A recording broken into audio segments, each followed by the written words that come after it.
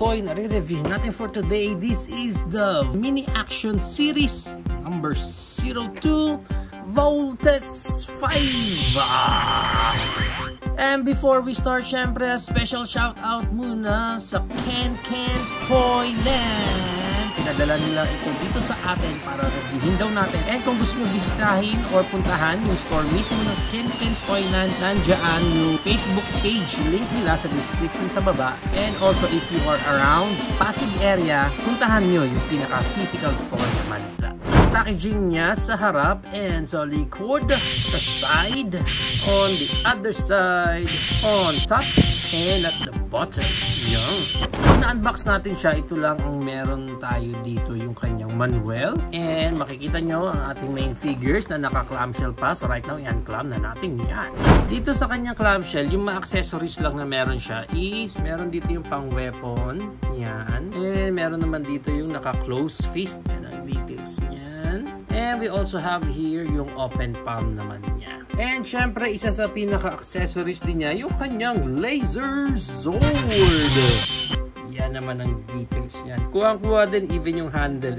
Galing. Ang ganda, ang ganda. Linis ng pagkakagawa niya. So first, i-check natin dito is itong Volt Cruiser. Yan, ang details niya. Ang ganda yun. Makikita nyo. Ganda ng pagkakagawa. Although sa ilalim, hindi na sila nag-bother na takpan yung pinakamukha dyan ni Voltes 5. So, siguro kung gusto nyo silang i-display, mas maganda pag ganyan dapat yung view. Huwag pataas kasi nga, makikita yung mukha dito ni Voltes 5. Wala nang any gimmicks for this Volt Cruiser. Yan, nandiyan si Steve. Next, we're going to check here the Volt Bomber. Yan, ang details naman niya. Malinis din, linis ng pagkakagawa. So since malinis yung pagkakagawa nila, parang accurate din talaga doon sa show. Wala rin gaanong gimmick for this Volt Bomber.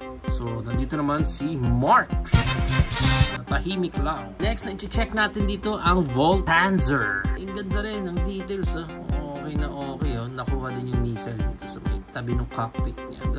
Even yung parang tank wheels niya dito. Ganda. Nakuha din nila. Okay. Pero syempre dito, kailangan open yan. Parang nangalahati si Volt Panzer dito. Ang maganda naman kay Volt Panzer is meron siyang gimmick which is itong kanyang Panzer Claw. Panzer Claw ba yung pangalan nito? Hindi ko na matandaan pero ang gagawin lang yan and then now open. Ayan, diba? At least may gimmick siyang ganyan. Diba? Para kay Big Bird. Kakoino! Next, we have here the Volt Frigate. Na until now, hirap na hirap pa rin ako sa pronunciation niya. Frigate, Frigate, Frigate. Yung kanyang pinaka-details. Ayan. Ganda rin, no? Kahit sa top view, no? Kahit pa paano nakuha din accurately. Ayan. Okay. It's good. Ganda-ganda.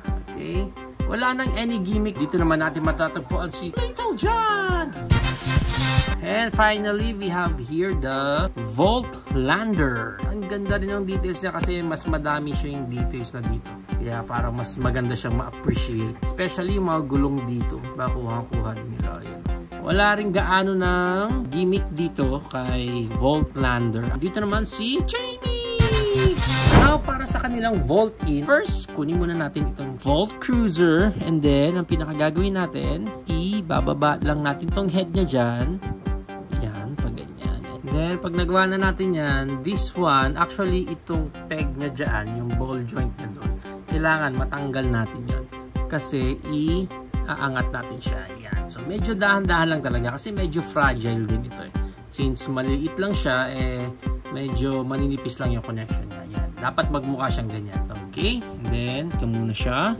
Punta tayo dito kay Volt Bomber. Spread lang natin yan ng pag-ganyan. And then, itong pins niya dito, ibababa lang natin. Make sure lang na maidulushoot mo siya ng buo doon. Yan. Tapos, parang isushoot mo lang din siya dyan. Pag-ganyan. So, ganun din dito sa kabila. Patake mo lang siya ng pataas. And then, careful lang. Kailangan mag-swak siya talaga dito sa area na to. Yan. Okay. And then, ganun din. Swak lang din natin yan dyan. And from here, baba na natin yan. Hatake mo na yan pababa. Yan. Pag ganyan. Tapos, syempre, yung cockpit niya. Yan. Usog mo na yan dyan. Pag ganyan. And then, itong si Steve. Dito na natin siya ipipeg. Yan. Okay? May katigasan lang din yung peg niya. So next, dito naman tayo kay Volt Panzer. Usog mo yung cockpit niya doon sa pinakaloob. And then, yung tank wheels niya dito, angat natin. Tapos, push mo siya paloob. Pag ganun. Okay? Again, angat natin. Push mo siya paloob. Pag ganyan. So, ganyan ang pinaka-itsura niya. So, ngayon, siya is mapupunta naman dito. Diyan naman siya kakabit. Yan. Okay? So, sakto, di ba? Yan. Punta naman tayo dito kay Volt Frigate. So, first na gagawin natin dito is this one. Usog mo lang muna ng ganyan. Okay? I-flip out mo itong nasa ilalim. Para magawa mo siya ng ganyan, itutulak mo. Yan. Pababa. And then, pwesa mo siya ng ganyan. So, itong mga wings niya, pwede mo nang i-fold yan dyan. And then, itong mga antena niya dito, fold mo lang paloob. Ganun lang. Okay? And then, itong cockpit niya, lubog na natin ng ganyan. So, syempre, si Little John, dito naman siya kakabit. Mag-uusap sila dyan ni Kuya Big Bird.